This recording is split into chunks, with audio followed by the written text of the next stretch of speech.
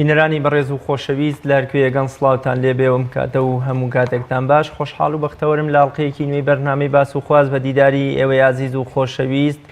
دەگەمەوە. لە تەوەری ئەمڕۆی بەرنامی باس و خوازدا باز لە بەخشینەوەی هێمنی لە کۆمەڵگەدا دەکەین. قسەیەک هەیە و باوە دەگوترێ سەرکەوتن هەزاران باوکی هەیە و دۆڕان و شکستیش بێدایک و باوک دەمێنێتەوە و کەس خۆی ناکاتە خاوەنی. فەیلسوفێکیش دەڵێ حەقیقەت و ڕاستی پارچە ئاوێنەیەک بوو کەوتە خوارەوە و شکاو هەر کەسە و پارچەیەکی هەڵگرتەوە و خۆی تێدابینی و گوتی حەقیقەتی ڕەها لای منە. دوای ڕووداوەکانی ئەم دوایی کوردستان و ئەو ڕووداوە ناخۆشانەی بەرۆکی گەلی کوردیان گرتەوە و خەڵکێکی زۆر لە ڕووی دەرونیەوە تێیدا بریندار بوو، جگەلەوەی کە جەرگی دەیان دایکی ئەم نیشتیمانە بە نەگەڕانەوەی کوڕەکانیان سوتا و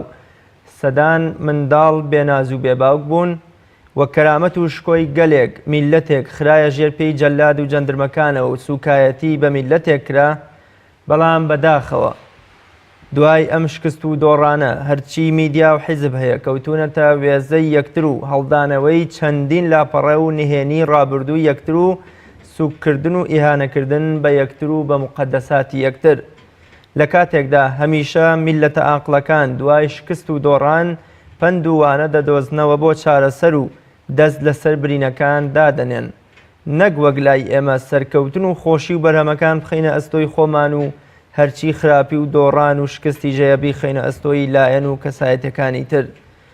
دوای ئەم ڕووداوە ناخۆشانە ڕۆڵی ئێمە، ڕۆڵی میدیاکان، ڕۆڵی مامۆستایانی ئاینی، ڕۆڵی حیزب و کەسایەتیە سیاسیەکان، دڵسۆزانی کۆمەڵگە چییە بەرامبەر ئەم ڕەوشە نالەبارە یان بڵاوکردنەوەی ئەم ئەشیعە و دەنگۆ و تۆمەتانەی کە بەرامبەر بە یەکترەکرێ. چۆن دوای ئەم شکست و دۆڕان و ناهامەتی و ناهەمواری بەسەر میلەتەکەماندا هاتووە بتوانین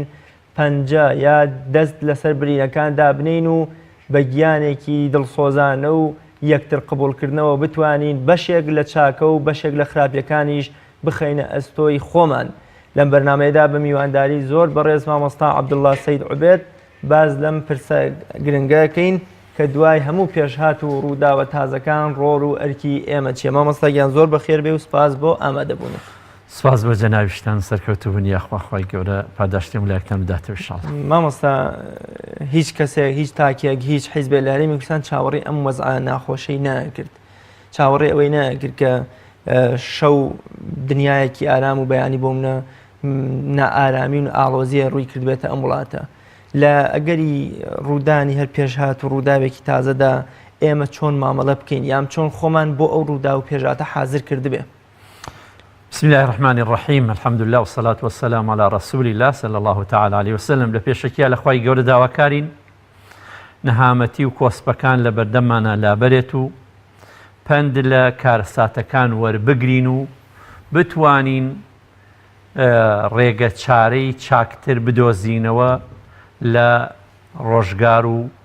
لە کاتەکانی لەمە دوامان. خوای گەورە ئەمن و ئاسایش و بەرقەرار کات لە وڵاتمانە و خەسانی ئاوارەکان بەسەر بەرزی بگەڕێن و جێگەی خۆیان و خوای گەورە لەو کەسانەی کە لە پێناو ئەم قەزیە شەهید بوون و گەڕانە بۆ لای خوای گەورە خوالیان خۆش بێت و خوای گەورە شفای بریندارەکانمان بدات و برینە سەر دڵەکانمان ساڕێژ بکات. دیارە ئەم پێشاتانە دەرئەسڵ ژیانی دنیا ئەمەی تێدا هەیە دەرئەسڵ. یعنی ئەگەر یەک ئینسان تەوەقعی ئەوە بکا بڵێ لە ژیاننا کە هاتمە ژیانی دنیاوە ئەبێ حیاتی دنیام ژیانی دنیام نۆرمەڵ بێ بە ئارەزووی خۆم ئەوەی من ئەمەوێ بێتە دی ئەمە تەنها لە خەیاڵە هەیەتە دی. کاتانەیە هەر لە ژیانی دنیا خۆی کۆمەڵی کۆسپی تێدا هەیە و بە تایبەتی ئەم ڕووداوانەیش کە بەداخەوە لە عالەمی ئیسلامیە چەند ساڵەکە یەخەی جیهانی ئیسلامی گرتووە. و تەنها ئەمەی ئێمە نییەوە لە سووریا بوو، ئەمە لە عێراق بووە، ئەمە لە چەند ساڵی لەمەوە پێش شەڕی عێراق و ئێران بووە. ئەم کارەساتە ناهەموارانە لەم جیهانی ئێمەدا دێت و دەڕوە. جاروێ کارەساتی سروشتیش دێت، جاروێ دەوڵەکان لەنێوە خۆیانە ئەمە حاڵەتێکە ژیانی دنیا دەرئەسڵ ئەمەی تێدا هەیە. یعنی کاتان هەیە کەسێ هاتە ژیانی دنیا ئەبێ بزانێ وەکو ئەمڕۆ ساخە لەوانێ بەیانی نەخۆش بێ. ئەمڕۆ کە سەرمایە هەیە لەوانەیە لە پڕ سەرمایەکەی زەرەر بکات. بەڵام چی گرنگە لێمە؟ ئەمە دەرئەسڵ ئەمەیە، ئەم ڕووداوە کە ڕووی داوە تازە ڕابردوو بۆ ئێمە ناگەڕێتەوە. هەرچیەک بڵین، هەرچەند سەرزەنشتی یەکترکەین، هەرچەندێک خەفەت بخۆین، هەرچەندێک بکەین، تازە ئەوە ڕۆژگارە و ڕۆی تێپەڕیوە، چونکە هەموو ڕۆژە ڕۆژێکی تازەیە. بەڵام شتێک کە گرنگە بۆ ناو کۆمەڵگا، ئێمە جارێکە کە قسە بۆ کۆمەلگاکەمانەکەین، چونکە ئێستا ئەم بەرنامەی جەنابتە ئێمە زانین، من تەئکیدم لێی هیچ بەرپرسێکی باڵای ئەم وڵاتە نانیشێم گوێ لە بەرنامە ئێمە بگرێت، چونکە ئەگەر گویان لە مەواعیظی دینی بگرتایە و لانە بوو کار نەگەشتاتەم کارە. بەڵام بۆ ئێمە ئەمانەیە بۆ میلەتەکەی خۆمان، بۆ خەڵکە وەکو ئەڵێن خەڵکەکەی خۆمان، عامەکەی خۆمان، ئەوانەی کە گوێ لە فەرمایشتی خۆ و پێغەمبەری خواگرن. ئینسانی مسلمان لە هەموو حاڵەتێکە شتێک هەیە ئەبێت دەستی پێوە بگری. ئەویش چێ؟ ڕەوشت. ڕەوشتی بەرز لە کاتی شکستە ئەبێت پابەندبی پێوەی، لە کاتی سەرکەوتنە ئەبێت پابەندبی پێوەی. ڕەوشتی بەرز یەکێکە لە ئەو کارە گرنگانی کە ئینسان دائیمە بەرەو پێشەوە هەنگاوە بنێ ئەگەر نەخۆشیش بێت، ئەگەر لە زەرێری شابێت. کاتانی ئەوەی کە باشترین شتە ئەخلاقی پەسەند، ڕەوشتی جوان باشترین شتە لە هەموو کاتێکە بۆ ئێمە. جا ڕەوشتی جوانی ئینسان کە متەوازن بێ وەکو پێغەمبەری خوا صلی الله عليه وسلم کە فەرمێ اتق الله حيثما كنت وأتبع السيئة الحسنة تمحوها وخالق الناس بخلق حسن. لەوانەیە لە پێشا فەرمێ تەقوا، جا فەرمێ بە دوایی هاڵەکانە چاکە بکە، تازە وەڵە بووە ئەوە تازە ناگەڕێتەوە. وأتبع السيئة الحسنة، هەر کسانی سەیەک بووە، ئەگەر ئێمە کردومانە با چاکەی دەکەن، ئەگەر کارەساتێ بەسەرهاتن بە چارەسەریکەین، وجا خالق الناس بخلق حسن. ڕەوشتی بەرز زۆر گرنگە، لەبەر ئینسانە کان مسلمانان یاگەیان لە ڕەوشتی بەرز بێ لەم کاتانە لە دەستی دەرنەکەن. ڕەوشت لەم حاڵەتا کە ئەمە شتێکی وەکو لە سەربازی و شەڕ و پێکدادانی نێوان دوو لایەنە، ڕەوشت لێرەدا چه پێگە و گرنگێکی ئەم پەیوەندی چیە بەم مەسەلەیەوە؟ ڕەوشتی بەرز ئەوەیە ئینسان ئاگای لە زوبانی بێت. ئەمە تەبان بۆ کاتی ڕووداوەکەیان بۆ دوای ڕووداوەکەش، لە دوای ڕووداوە کاتی لە زمانی بێت، تازە بەعزە تەجاوازێ مەکە لەسەر کەسانی تر. ئەوە بووە ئێمە کارەساتێک بەسەر میلەتەمان هاتووە، واقعان بڵێ هەر کەسێ دڵی هەبێت تۆ سێکە جیهان پێوی مەشغوڵە. من جاری دوای سەیری لاپەڕەکانی ڕۆژنامەکانی عەرەبی و غەیرە کوردیەکانی خۆمان سەیر ئەەکەی جیهان بە کارەساتەوە مەشغوڵە، خەڵکەرێکە شتێکی دێڕێت. ئێمەش خۆمان تارزە کارەساتێکە بەسەرمان هاتووە. ئەمە کارەساتێکە و ڕووی کردێتە چاک و خراپمان، ڕووی کردێتەوەی کە لەم وڵاتە ئەژی، کورد بێ، عەرەب بێ، تورک بێ، هەر کەسێ بێ، موسڵمان و ناموسڵمانیش. کە شتێکەمانە ئەمەی لایەنەکە کەشتە لێرەدا ڕەوشتی جوانەکە ئەمەیە، باجارێکی تر جاوەژاوێ دروست نەبێ کارەساتێکی تر بخورکەین بەسەر خۆمانە. وەکو لە شەڕە دەنوچێ و شەڕە ناوخۆیی و لێ خوێندن ئەمانە کارەساتە. ئەم شەڕە ناوخۆیانیش کێ دروستیەکە؟ کەرەسەی دروستکردنی کارەساتە شەڕ ناوخۆیەکان ئەو خەڵکانەیە کە لە چایخانەکانە دانیشن، لە ناو لە مزگەوتەکانە، لە فەرمانگاکانە، لە سەری ئیشەکانە، لەسەر جادەکانە شتەکە دروست ئەکەن. لێرەدا پێویستمان بۆیە وریای بین بزانێکین بجارەکە پێش هیچ حەدەسێ مەکەوە. ئەمە قیامەت نهاتوە، کۆتایی دنیا نییە و شەرتیش نییە لەوانەیە ئێمە بڵێن ئەم میلەتە ئەمەی بەسەرهاتووی تجارێکی تر نایبینێتەوە شتێکی جوان بترماوەکی ئەڵێ جوانترمان بەدەستۆ نابێت، تۆ چوزانی. چونکە لەلایەکی ترۆک مسلمانێک هەر شتێک لە ئێمە ڕوویە ئەمە لەوانەیە لای هەندێک خەڵق قورس بێت. پێشەوەی ڕووبا قەدەر نییە، پێشەوەی ڕووبا نازانین، چونکە خۆ لەوح المەحفوظمان نەخوێندوێتەوە، پێشەوەی شتەکە ڕووبانە. بەڵام کە هەر شتێک ڕوویە چاک و خراپ تازە کەوێتە بابی قەدەرەوە. بێ پێغەمبەری خوا صلی الله علیه و سلم ئەگەر شتێکی لێدان مەڵێن لەو فعلنا کەذا لەکانە کەذا وەکەذا، قەدەر وڵا وما شاء. کاتانی شتەکە بووە ماسەکەواتە ئێستا توانین بڵێ ئەم ڕووداوی بەسەر میلەتەیە هاتووە قەزا و قەدەرێکی خوای بووە لەمە پێش ئەمە لە بابێکە لە یەک ڕوانگەوە قەزا و قەدەری خوای ئەخەبێ قەزا و قەدەری خوای دوو جۆرە با خەڵک حالی نەبێ بڵێن دوایی هەر شتێک ڕوو ئەداویکەنە بەر قەزا و قەدەر و ئیتر پەردەپۆشی ئەوانە ئەکرێت کە کارە ساتەکەی کردووە بۆ ئێمەیەک کە دانیشتوین و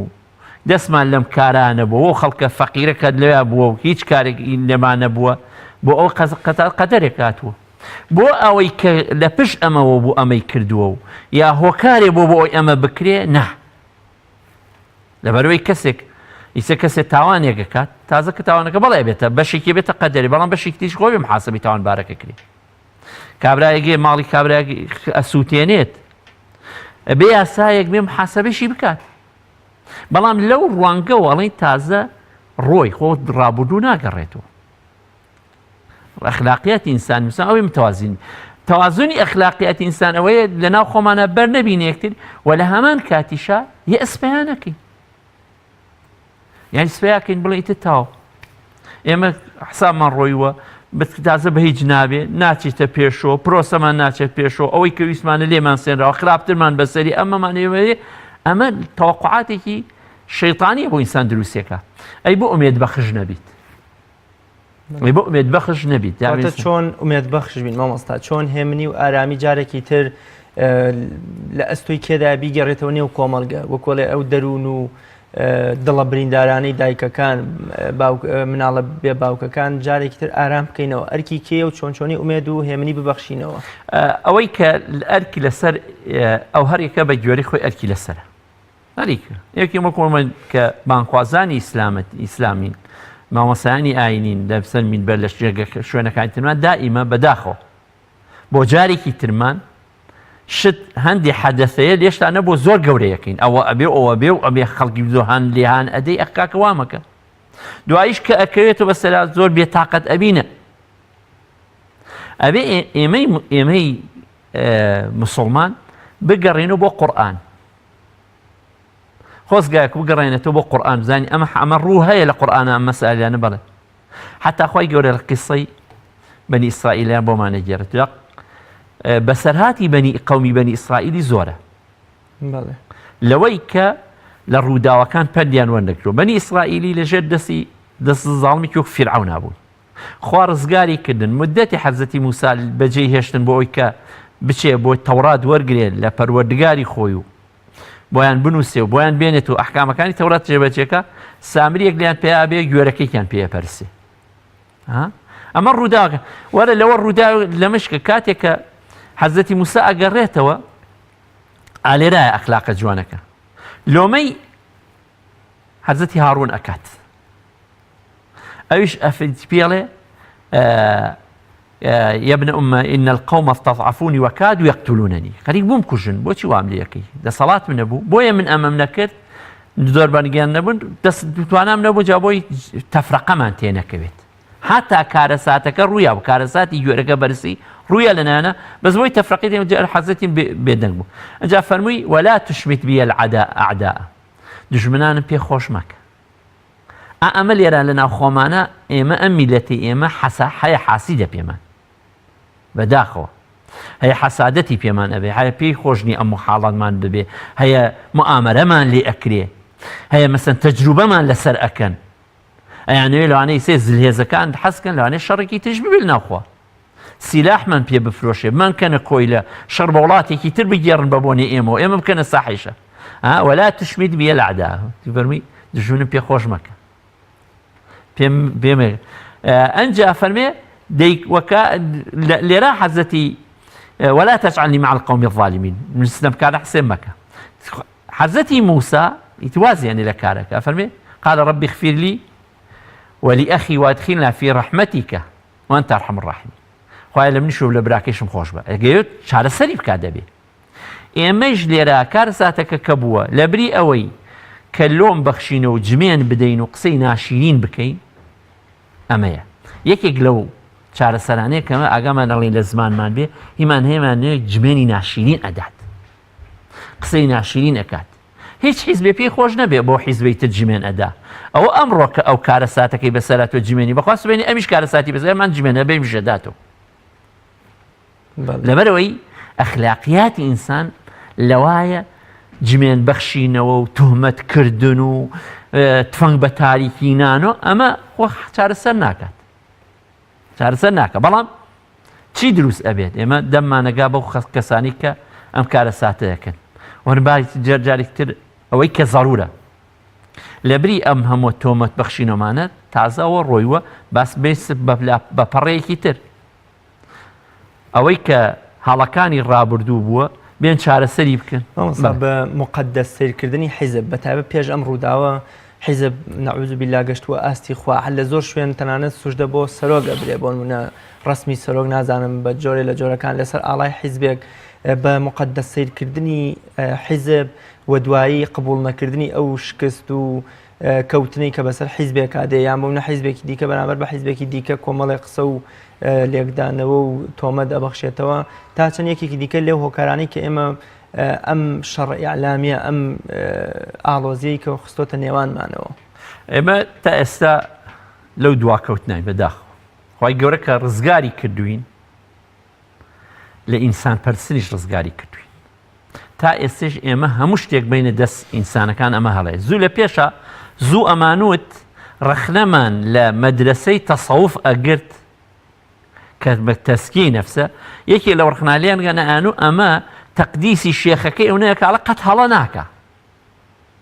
ئەمانوە ئەمە غەڵەتە کاکە هەموو کەسێک قابیلی غەڵەتە لە پەیامی ئیسلامە لە پەیامی شەریع قورئانە پێمان ئەفەرمێ هەموو ئینسانە قابیلی هەڵەیە حتا پێغەمبەرانیش پێغەمبەران تەنها لە وەحیا معسووم بوون خوا پاراستوونی ئینا کاری وایش بووە کەواتانە پێغەمبەری خوا صلی الله علیه وسلم لەوانەیە کارێک کردبێتی خوای گەورە فەرمیێتی ئەوە مەکە لە هەر لەناو خێزانەکانی پێغەمبەری خوا صلی الله علیه وسلم خێزانێکی لە خۆی حرام خوای گەورە فەرمی لیمە تحرم ما أحل الله لك هە پێغەمبەری خوایە صلی الله علیه وسلم کەواتانی قودسیەت و ئەوەی کە بڵێ ئەم قیادەمە هەموو شتێک گەزانێ و هەموو عەقڵێکی بێتە دەست ئەمە شوێن کەوتنی کوێرانە ئێمە ڕەفزە لە ئیسلامە ئەبێ عەقڵێکی شەبێ ئەبێ ئەو کەسەی کە جار خیبرەی ئەمەی هەبێ کەواتان ئەمە زۆر هەڵەیەکی گەورەیە کابرا کە جا چ زیندوو بێ سەرکردەکە یا چ مردوو بێت ئەوەندەی تەقزیز دەکای تەڵێ باشە خۆ هەر ئەبێ ئەو بێ دەخۆ کەسی نابێ ئەمە لەلایەکی تیشە لە مقابلیشە ئەمە هەڵەیە لە مقابلیشە شتێکی تریشەر هەڵەیە ئەبێ ئەمە عەدالەت بی لەلایەکی کابرا سەرکردەکەی هەڵەیەکی کرد ئەمیتت بۆ جمێنی پێدەیت ئەمە شەراڵەیە نە جوێنی بێ بدە نەبی پەرسە جمێن پێدان و قسەی ناشرینکردن بە سەرانی کۆمەڵی خەڵک هەر ئەوی شەر هەڵەیە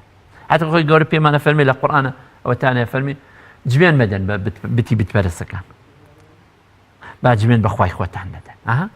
حتا تەقدیری خەڵک گرە ئەو لەلایەکی هەیە تۆ جمێنی پێمەدە خۆ جمێن دەمێت چی ئیسفادەیەکی هەیە ئینسانی مسلمان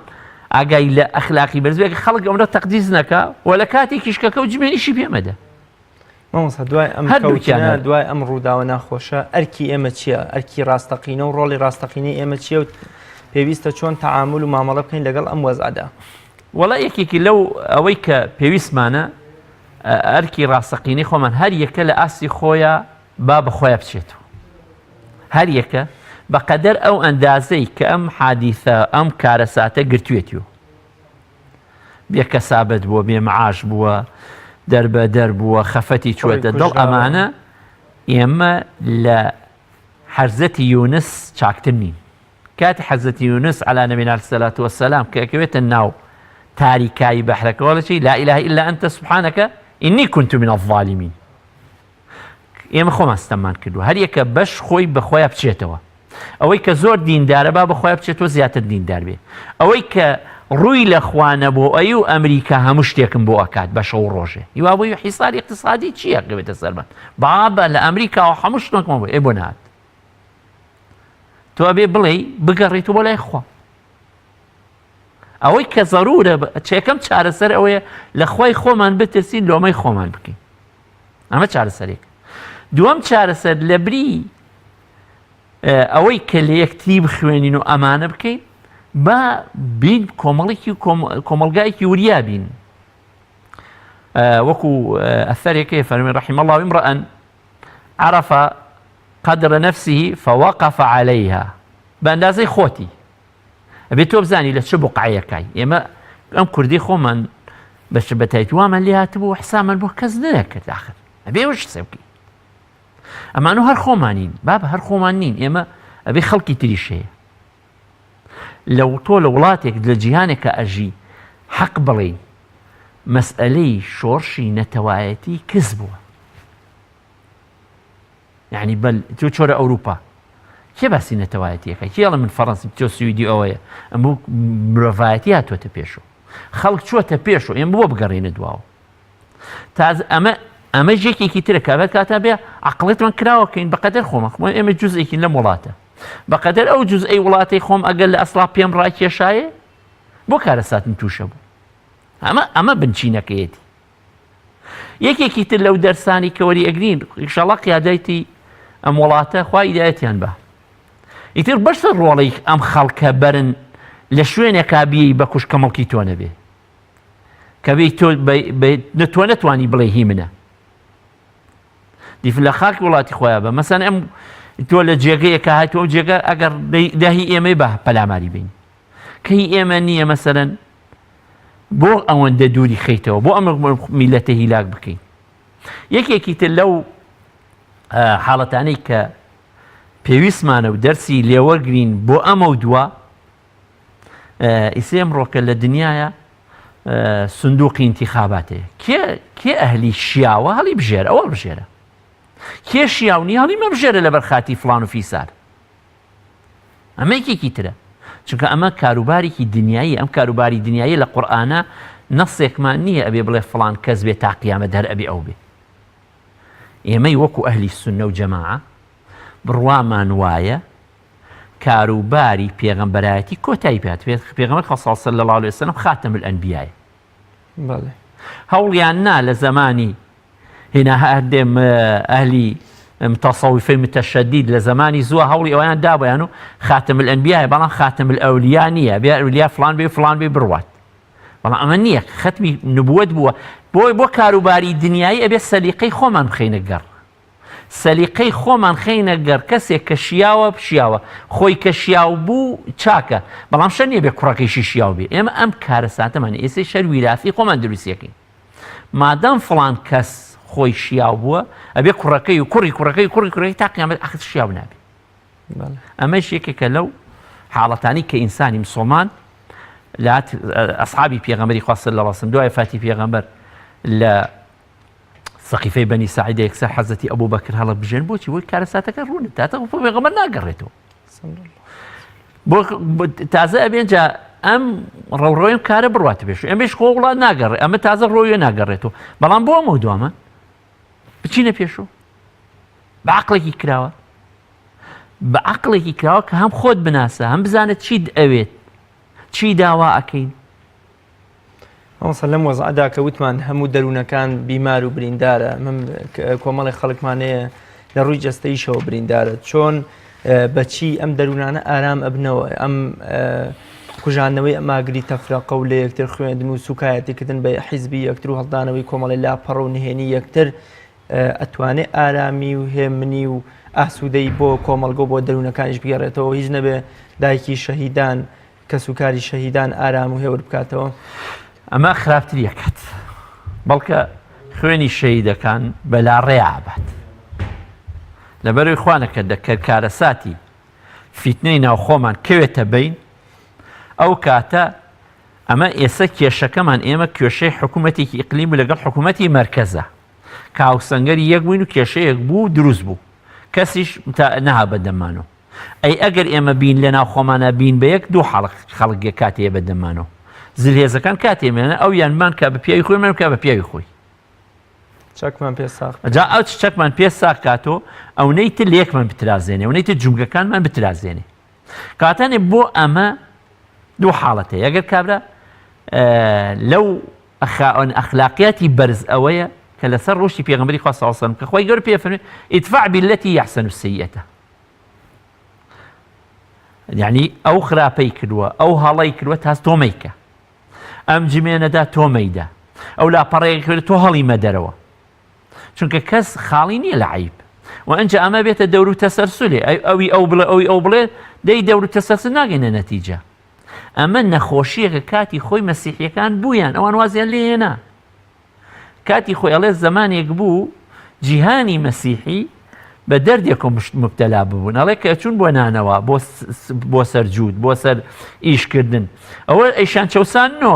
ئەن پرسی خوایەکە یا دووە یا سێیە دوای بینیان کرد باش ئێمە چیمان ناوە بکێشە ئەمە چ ئاوێ خەسەکاتۆ هەلێ مێژەوە بۆمانی گێڕنەوە لەبەری وازیان لە مەسەلە هێنا ئەمەیان پێچاوە ئێمەش تازە ئەوەی کرد و ئەوەی کرد ئەمە بپێچرێتەوە بەڵام لە هەمان کاتیشە لە هەمان کاتیشە هەموو کەسێک قابلی ئەوەیە هەڵە بکە و قابلی ئەوەیشە بێتەوە سەرخەت مادام ئینسانە قەتوانی بێتەوە سەرخەت مامۆستا هەر کەسێ هەڵەیەکەکە خۆی دانی پیانێ و لەوە چێ زۆر جار بینی خۆی و خوا تۆبە ئەکایان بە خۆیان ئەچێتەوە بەڵام سیرەکەی لە دوای ڕووداوەکان هیچ بەرپرسێک نابینین ئۆباڵی ئەم نەخۆشیە ئەم کەوتنە ئەم شکستە و خاتە ئەستۆی بۆون یا خۆی یا حیزبەکە یا هیچ نەوێ بڵێ کاکە نیوەی هی من و نیوەی بۆ خەڵکی دیکەژیان بە پێی بەشداریمان لە ناوچەکەدا بە پێی بەشداریمان لە شەڕەکەدا ئەوەندە چاک و خراپمان بەرەکەوێ بەڵام بۆچی لە هەرێمی کوردستانە هەموو باشی و بەرهەم و سوودەکان بۆ خۆی بڕاکات و خراپەکان جەدات پاڵ خەڵکانی تر جا بەوە کە کراوە چیزان نەڵێ وەکو شێخی سعدی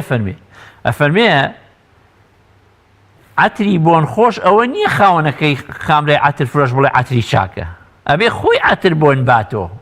پێویست بە دیعایە ناکە بووی کارت کرد بێ دیارە قل اعملوا فسيرى الله عملكم ورسوله والمؤمنون هەمووی بین دێت ئەگەر چاکەیەکە کردووە مەیەرۆ بەس چاوی خەڵکە هەڵەیەکیش کردووە بەڵێ ئەمە هەڵە بووە جورئەتی ئیعتراف بە هەڵەکردن ببێ باشە چ بینی خۆمان و خۆ جەبەرش خوای گەورە کاتێ لە ئینسانی گوناهبار خۆشە بێ ئیعتراف بە هەڵەکەی کات تا ئیعتراف نەکا بە هەڵەکەی لێ خۆش نابێ حەزەتی ئادەم عەلەیهی نەبینا سەلام سەرپێچی کرد هی سەرپێچی خوای کرد بەڵێ لە دەودارەی خوارد شەیتانیش سەرپێچی خوای گەورەی کرد سوژدەی بۆ ئادەم بەڵام بۆ شەیتان خوا لێی خۆش نەبوو بۆ ئادەم خوا لێی خۆش بوو حەزەتی ئادەم هەڵەکەی گێڕایەوە بۆ لای خۆی ئیعترافی کرد قالا ربنا ظلمنا أنفسنا هەردووکیان حەزەت دایە حەوا باوە ئادەم و دایە حەوا فەرمی هەردووکیان فەرمی خوایە ئێمە خۆمان ستەمال لە تۆ خۆمان کرد بەڵام شەیتانیش هەڵەکەی بردۆ بۆچی بۆ ئادەم وتی ئادەم خەلەقتەنی من نار و خەلەقتەه من طین تۆ ئەوم لە ئاگر دروستگۆڵی چۆن من دەبێت توش دەبەرم بۆی دەی شەیتان لەعنەتی بەرکەوت ئادەمیش لە خۆشبوونی بەرکەوت ئێمەش لەم کاتا دوو حاڵتە ئەگەر ئەو کەسەی هەر تەکەبوری بێ هەر لودی بەرز بێ بڵێ من هەڵام نەکردووە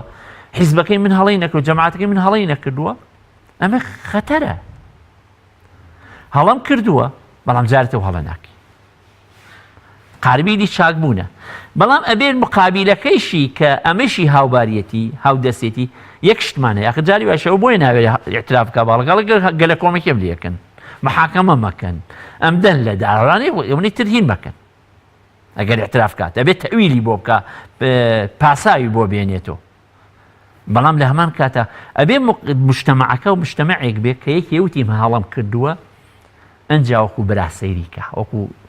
قێزەون سەیری نەکە ئەمە شەیە کاتانێت بۆ هەردوو لە پێویستە هەم کۆمەڵگاکەش و کار بەدەستکردکە کاتێک هەڵەیەکەکە بڵێم هەڵام کردووە لەم شتا شکستم هێناوە لەوە ئەوم کردووە لەوە ئەوم کردووە لەم پێکاوە بەڵام بۆ جارێکی تری کۆمەڵگا ئەوەی تر سەرزەنشتی نەکاتەوە بیکا بە قوڕا پێغەمبەری خوا سەڵڵەهو عەلەیهی مەبن بە عەونی شەیطان بۆ براکانتان کابرا گوناهی کردبوو لیان ئەدایەکی تر لەعنەتی لێ کە پێغەمبەر صلی الله علیه وسلم فەرمووی هاوکاری شەیطان مەبە بۆ براکە کاتانێ ئەوەی تریش مەیکە بە قوڕا بێ حەق عەدالەت بڕۆین ئەبێ وهەڵێ یەکێکی تر لەو پەیامە جوانانەی کە لەمە دوا کە پێمان بێت و بگەڕێنەوە ئەبێ بگەڕێن بۆ خاڵە وردەکانی ئەم کارە ساتە بۆ وەک باشە خوای گەورە ئەم میلەتەی کوردی ناوێ عیاذ بالله سلەوانەی خەڵک وا بڵێ ئێمە هەر شۆڕشەکەین هەر ئەمانێ بین بە شت و کارە ساتێکمان بەسەری ئەو لە زمانی قازم حەما ئەو لە زمانی 1974 ئەمە لەم کاتە بۆ ئەبێ وامان لێ بۆ ئەبێ هەمە بدو ئەقواڵی بەڵام بگەڕێ بۆ ئەسڵی مەغزاکە مەغزای ئیدارەی دەوڵەت بە چی ڕابەڕێەوە ئیدارەی دەوڵەت بە مزگەوت دروستکردن ناڕابەڕێەوە خۆ من وەکو مەلایەکم ئەمە ئەڵێم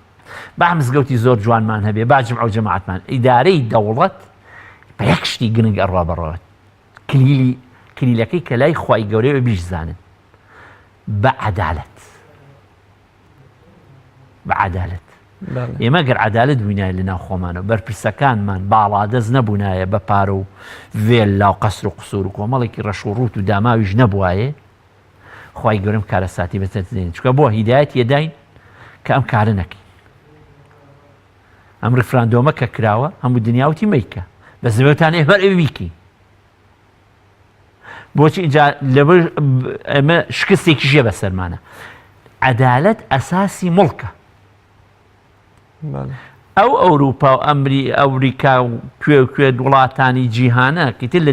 دنیای ئەمڕۆکە ئەو وڵاتەی کە دێموقراتیەکی تیا بەڕێکێ عەدالەتی کۆمەڵایەتی تایە حەقیشی نییە بە دێموقراتی چه حیزبێک باڵادەستە و چه حیزبی باڵادەست نییە خۆ خەڵم و ئەوروپا سیاسی نی بەڵام شتێکەیە لای ئەوان ئینسانەکانە مافی ئینسانە لاوازەکان پارێزراوە لا ئینسانی لاواز بپارێزە لە مافی بپارێزە ئێستش بۆی گەڕێنەوە هەر ئێستش زۆر ئاسانە ئەو هەمووە سەرۆت و سامان و قەس و قسوورە بێن بەس بەشی ڕەش و ڕووتەکان بن بەشی ژارەکان بدەن خوای گەورە معادلەکە ئەگۆڕێ بۆمان چکە خۆ بەرەکەت تێر بەرەکەتی ئەرز نییە بەرەکەتی ئاسمانمانە بەرەکەتی زەویمانە عەدالەت ئەساسیەکە تا نەگەڕین بۆ عەدالەتەکە و وەک ئیختلافەکە باڵی خۆمانکەین جا بگرین بۆ عەدالەتە ئەمە عەدالەتمان نەبوو لەبین من ئەگەر مناڵەکەیان بۆ تەعین بکرد مای گوێم نەیە دایقەی چێک بەسەر فڵانی مڵانی فڵان کەسە با بڕۆ حتا بووە بۆ حەج واستەی کردووە ناوی خەڵکی شۆردووەتەوە خۆ ئەم ناعەدالەتیە قاعید و قواعیدی گرتووەتەوە کابرا کەم ئەندام نەبوو خۆی کرۆ بە کە ئەندام لەخوا نەترساوە بڵێ ئاخر بۆ من حەقی ئەو کە بخۆم مناڵی بەواستە لە مەکتەبە دەرچواندووە ئاخر ئەو مافی ئەو مناڵی تر ئەخۆیت ئەمە کەی ئەبێوە یعنی چه عەدالەت چه گەورە بێتە بچووک بێت لەناو هەر خێزانێکا بوو لەناو هەر تاکێکا بوو عەدالەت وا لێەکە بەرەو پێش کارەکەشی کافرێک بێ هەرخوا هەر سەری ئەخا کافریش بێ کاقی نییە خوای گەورە بە کافرە یا موسڵمانی ئەمە بینی خۆی کافرە یا موسڵمانە ئەوە شتێکی لە مامۆستا باست لە ڕیفراندۆم کرد لە کاتی ڕیفراندۆمان کۆمەڵی لە مامۆستانی ئاینی مینبەریان کرد بووە بێزگەیەک شوێنێ بۆ بە گرنگ ناساندنی ئەم ڕیفراندۆمە و تەنها فەرزیشیانە کرد لەسەر موسڵمانان و نوێژ خوێنانیش کە بە وەکو عیبادەتێک بچن دەنگ بدەن بەڵام لە دوای ڕیفراندۆم لەوە چێ بە جۆرێکی دیکە میلەت ئاراستە بکەنەوە یان بە جۆرێکی دیکە ناومێدی و ڕەشبینی بە میلەت ببەخشنەوە ئایا ئەرکی ڕاستەقینەی مامۆستای ئاینی لەم زروف و کاتەیە چییە و ئایا ئەکرێ مینبەر بکەینە شوێنێک بۆ باسکردنی شتی سیاسی و ئاراستەکردنی سیاسی ئەوەی من بە بۆچوونی خۆم لەوانەیە نەم پێکابێت من بۆچوونی خۆم حسێبە من لە خۆم بەرپرسێن من لام وایە کە خەڵک یە بۆ جمعە پێویستی بە گەمە سیاسیەکان نییە چونکە من کەناڵی سیاسی زۆرە کە هەموو ڕۆژگوێی لێگرێت شتێکی تری نوقسانە دەرونێکی ئەوێت ئەبێ ئەمە حەل لە بنەڕەتیەکان بۆ خەڵکی خەڵک لە چی وشیارکەینەوە لە ئەخلاقە بەرزەکان وشیاریکەرەوە لە خواپەرسی وشیاریکەرەوە لە عەدالەت وشیاریکەرەوە ئیتر هەر کەسێ بێ لە خزمەتکردن وشیاریکەرەوە ئەمانە بکات ئەوە واجبی ئەو خەڵکەیە کە بیکات بەڵام کەمەیەکی سیاسیە و کۆمەڵێک حیزبێ مەسەن لە سەرەتی لە هەمان کاتێ ئەم ڕیفراندۆمە ئێمە کە کرا خۆ هەمووی لەگەڵی نەبوو ئێمەکی مامۆسان کە ئەچینە سەر ئەو مینبەرە ئەو کۆمەڵگایەت لە هەموو پێکاتەکانیان چکەم بێتەکات بە مسڵمان نەزانێت تۆ ئەگەر ئەڵێ ئەمیان ئەویشان دڵیەش ئەویان ئەگەر خاتری خەڵکەگری ئەتوانی مامۆستاکانمان لە کاتی ڕیفراندۆمەکە ئاراسەیەوە بکەن تەفرەقەمان نەبێت بەرگبرای یەک بین لەگەڵ یەکا بین بەڵام مەسئلەی ئەوەی تۆ شەرعیە دێبەم بەمەوە خۆ ئەوە نهاتووە لە فقی ئیسلامی ئەم شەرعیەتە وەرگرێت و ئەم کارمە کەمەیەکی سیاسی دنیاییە لە عێراق بۆ دەوڵەتێکە و ئێمە بۆ دەوڵەت نەبین و ئێمە بۆ ئەوە نەبین کی حەز ناکات تەمەنایەکی هەموو میلەتێکەیە ئێمە هەموو کەسێکمان حەز تەمەنای ئەوەمانە ئاوەتمان ئەوەمانە دەوڵەتێکی ببێت بەڵام دەوڵەتەکە عادل بێت دەوڵەتێکی عادلی کوردی خۆمان ببێت فەنیعمە چاک حەزەتی ڕەسوول الله صلی الله علیه وسلم زۆر هەوڵی دا لە ئەگەڵ ئەهلی مەکە حتى خوای گەورە فەرمووی فلعلك باخع نفسك على آثارهم إن لم تؤمنوا بهذا الحديث أسفا خۆما ئاەتە مەکیە زۆر هەوڵە دەی ئەمە ئیمان نهێنێ بەڵام لەمان کاکە ئەو نەیهێنا چووە مەدینە مەسەلەن پێغەمبەری خوا صلی الله علیه وسلم لە نەفسی وای پێخۆش بوو قوڕیش پشتیوانی لێ بکە دەی نەیکرد شوێنێکی تری ئێمەش خۆ پێمان خۆشە میلەتەکان میلەتێکی عەدالەت بێن نمونەی جوانترین میلەتان بین دادپەروەریمان ببێ ئاڵامان ببێ ئاڵاکە نەک ئاڵایەکی زڵمستەم ئاڵایەک نەبێ بۆی کۆمەڵێ بیخوا کۆمەڵێ بمرێ لە برسا ئەمە نە ئاڵایەکمان ببێ کە سایەکی عەدالەتی بێ ملەتانی تر چاومان لێ بکە هیدایەت نەبێ وەرگرن چێ بەی پێخۆشێت تەمەنایەکە بەڵام لە هەمان کاتێکە بوارێک ئەرەخسێ سەیرەکەی چۆ لە خۆ زمانی زوو نییە چوار دەورە هاوارێک ئەم کارە نەکرێ کرا تازە ئێمە مەحازە کەەوە کرا تازە ئێمە ئیشی مامۆسایان ئەمە نییە دیعایە بۆ ئەم ئەحزاب بکەین دیعایەک بە حیزب مەکە ئێمە قال الله و قال الرسول بنەمای ئەسڵی شەریعەتمان لایە وەڵا هەر حیزبێک هەیە کە لە بنەما شەرعیەکە دەچۆ حەقەکە بەیان کە تۆ حەقەکە بەیان کە بیگرە بۆ حەقەکە بەیان دەکەم ئەمە حەق ئەمە خوا وافرن پێغەمبەری خوا وافر بسەوەسن ئێمە تازە خەڵکی بانگ نەکەین چەند فیکرەی تائیفی خەتەرە چ تائیفی چ داعشی سەلەفی بێ تەشەیوعی بێت حتا ناسیۆنالیستی کوردیش خەتەرە ئەوشە بێ بڵێن حەق ئەوش خەتەرە ئەمەش بانگەشتەی ئێمە بێ بانگەشتەی ئومەتیەکەین کە ئومەتی ئیسلامە کاتە چۆن لەم کاتەدا هەوڵی کردن و کوژانەوەی بۆن کۆمەڵی ئاگری مەزهەبگەرایی و نەتەوەگەرایی و بۆم نەها بۆمنە بەشێ لە مەلاکانمان ئاماژە بەوەکەن کە ئەمە شەڕێکی تەشەیوع و شیعەگەری بۆ بەرامبەر بە ئەهلی سوننەی کورد ئایا ئێمە تا چەند هەوڵ بدەین شتەکان گەورە نەکەین و بەرگیەکی نامەشروع بەسەر ئەم شۆڕش و شەڕ و ڕوبەڕوونەوەیان دانەدەین یەکێ لەو ئەوە گرنگە لە سەرمان هەندێک فیتنە هەیە خەڵک پێی نەزانیوە چ سیاسی بێ چ مامۆسایەکی دینی بێ لە گۆشەیەکۆ پەردەیەکی دراوە بەسەرە ئێمە نێن هەڵی بینەوە زینوکەینەوە مەکینەیەکی بۆ دروستکەینەوە مەسەلەی شەڕی تەشەیوعی لە وڵاتی ئێمە نییە تۆ مەیڵی جارتە زینوی کەرەوە ئەم حیقدە بۆ دروستکەیتەوە چ قازانجێ لەمە ئەەکەین تۆ ئەگەر بڵێ بەهێ بە حسابە سەرکەوینەوە خۆ سەر ناکەینەوە ئەو نێتی خراپتە بێ ئەگەر ئەهلی عێراق تەشەیوع و تەسەنونیان دروست نەکرا لە بەنیەکا و برا بووناتە برا یەکتی و هەموو قەتڵ و نەبووە باشتر نەبوو ئێستش ئێمە بەعزێش مەسائیلێکی مەی بەخشەرەوە کابرا هەڵەیەکی کردووە کوردە هەڵی کردووە عەرەبە هەڵی کردووە تورکە هەڵی کردووە هەر کەسێک کردوێتی تازە فیتنەگەرایین ئێمە لەسەر زمانی مسڵمانەوە نابێ وەکو چۆن فیتنەی تەحەزوبی نابێ لەسەر زمانی ئێمەوە ببێ فیتنەی مەسەبیش خەتەرە لە زمانی ئێمەوە ببێ ئەم ئینسانە لێت تەئکید بێ ئیختیلاف هەر هەیە هەمووان ئیختیلافمان هەیە جیاوازین لە ڕەئیە لە بۆچوونە تازە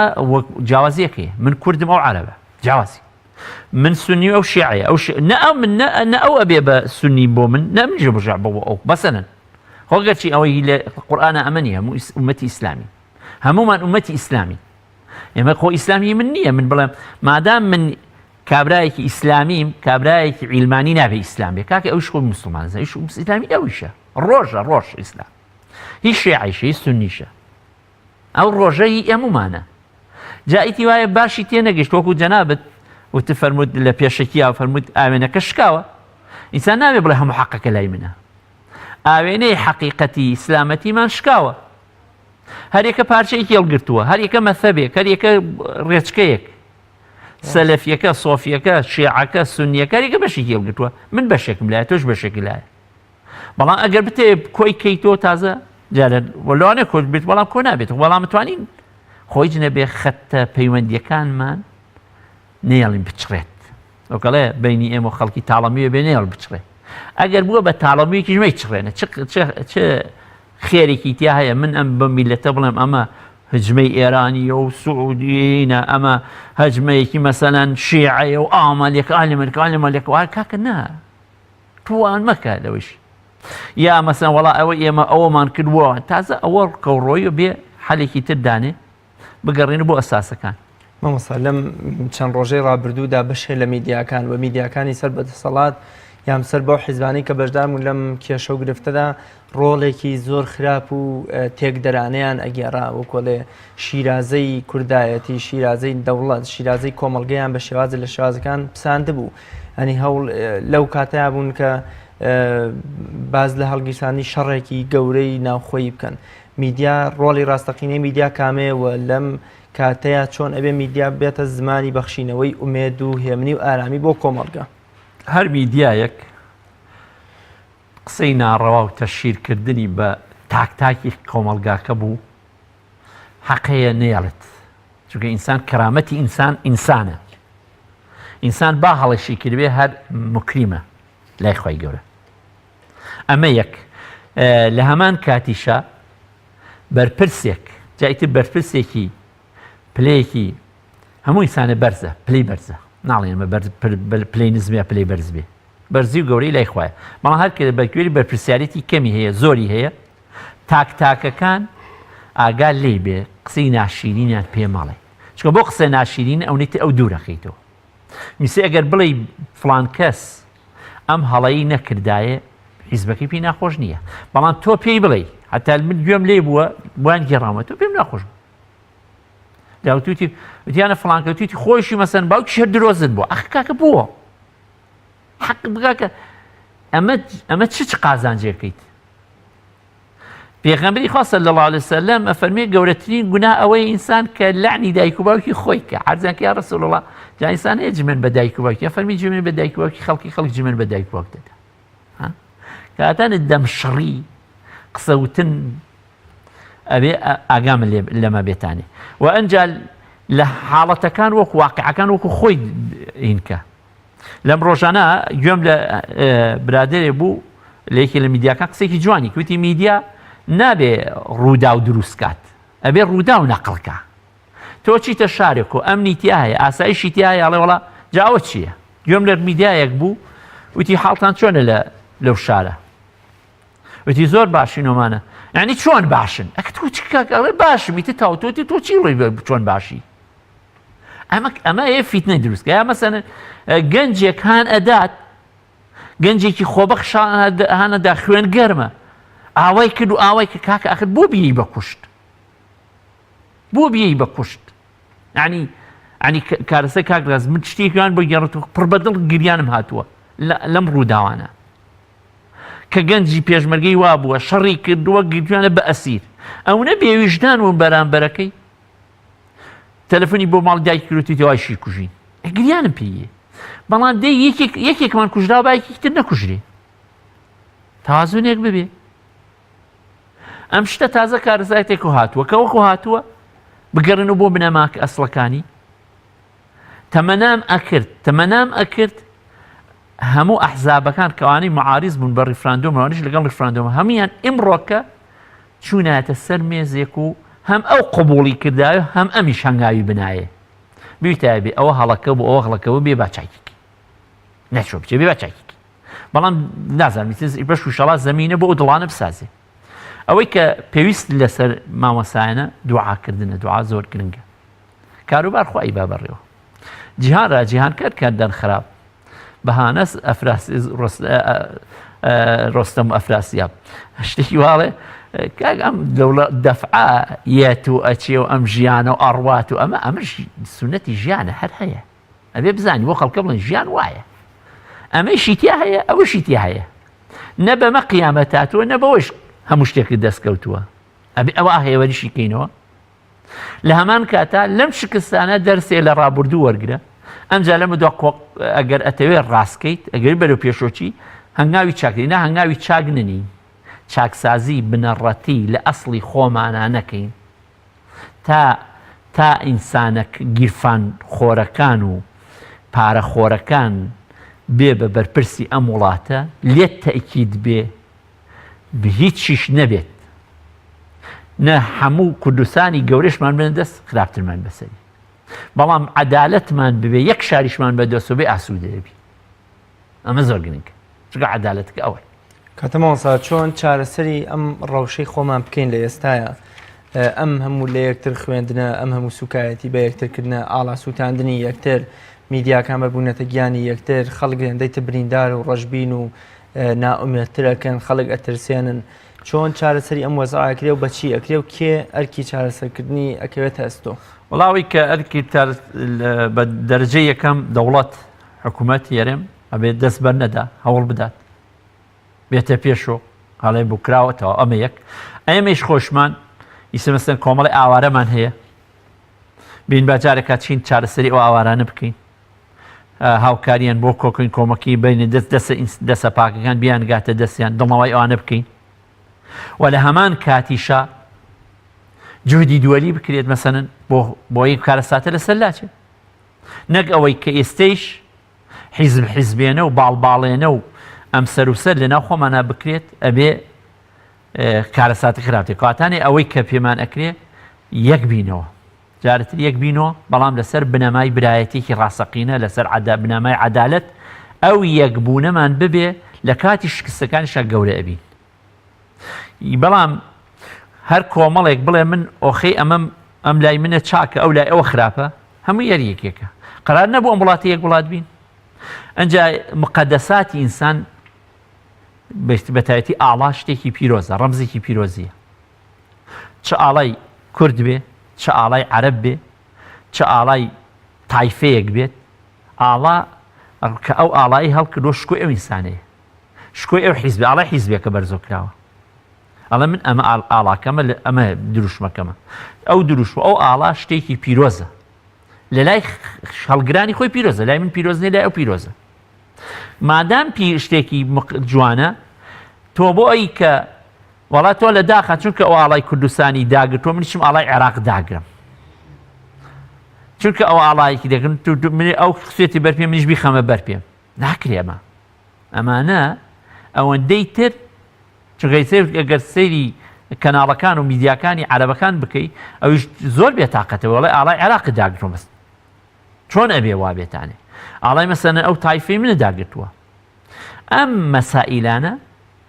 کەرامەتی یەکتری بپارێزی کەرامەتی یەکترەکە بپارێزین ئەمە حاڵەتێکی گرنگە بۆ دڵدانەوەی ئەمە و لە هەمان کاتیشە ئیتر تازە شەڕە جاهیلیەکان تازە کۆ نەکەینەوە پێغەمبەری خوا صلی الله علیه وسلم دکەلاتێ لە مەدینە بوو کۆمەڵ دانیشتووتی باسی چێکن فەرمی باسی زمانی جاهیلیەکەن ئەوی کوشتو فەرمی تازە ڕۆژگارێ بۆ خوارد ڕزگاری کردن دە بگەڕێنەوە بۆ شتێکی تر تازە ئێمەیش مێژووە خوێناویەکەی خۆمان هەڵێینەوە لەسەرێک ئەبێ بە تایبەتی مامۆسایان لەسەر مینبەر مێژووی خوێناوی ئێمە مەسەنەن بووە لە زمانی پێش حکوومەتی عێراقی پێش و حیزبی بەعث هاتووە کارەساتی بەسەر هێنا هەمیسانە جات هەڵی نینەوە هەر ئەمە لێبینەوە لەبین خۆمانە هەر شتێکی تر بێت تازە ئەوە حاڵەتێ بوو ڕۆی ئەوە تازە وەک بڵێ ئەگەر دروست ببێ لە ناومانە هەر تۆ وەک بڵێ ئەوەی تە قوڕاویە بین ئەوەی تر ماڵوێران ئەبین ئەمە مێژووی چاکمە ئەگەر شتە چاکەکان هەڵبینەوە خراپەکان واز لێبێنە ئینسان گوناهێکی کردووە بەکەوێتە بینی خۆی خوای خۆی مێژووی بە تایبەتی خوێناوی فیتنە بوزامی ئەگەر ئینسان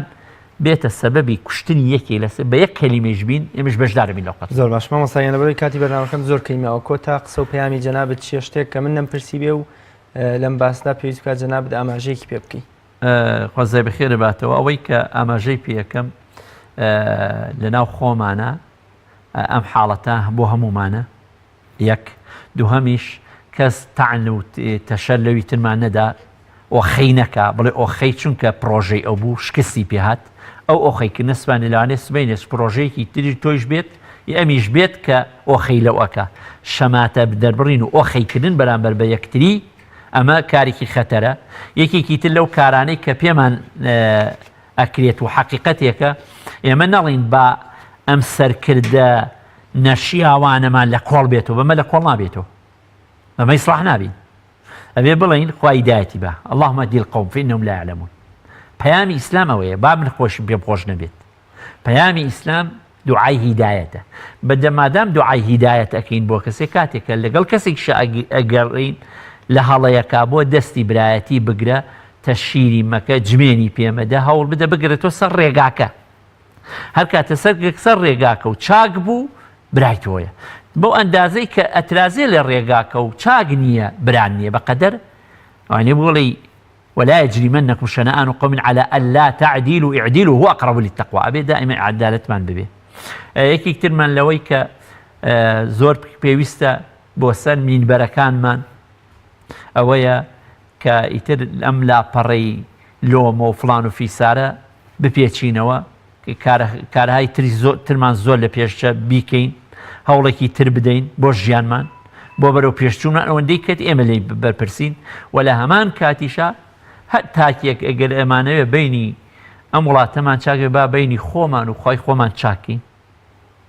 بە عیبادەت و بینی خۆمان و عەبدەکانی خوای چاکین بە عەدالەت زۆر باش مامۆستای خۆی گەور پاداشتی بەخێر زۆر سپاس دەکەم بینەرانی بەڕێز و خۆشەویست سپاس بۆ ئێوەی ئازیزیش کە تام ساتە بینەرمان بوون تا بە یەکگەشتنەوەی تر بەخوای گەورە و میهرەبانتان ئەسپێرم خواتان لەگەڵ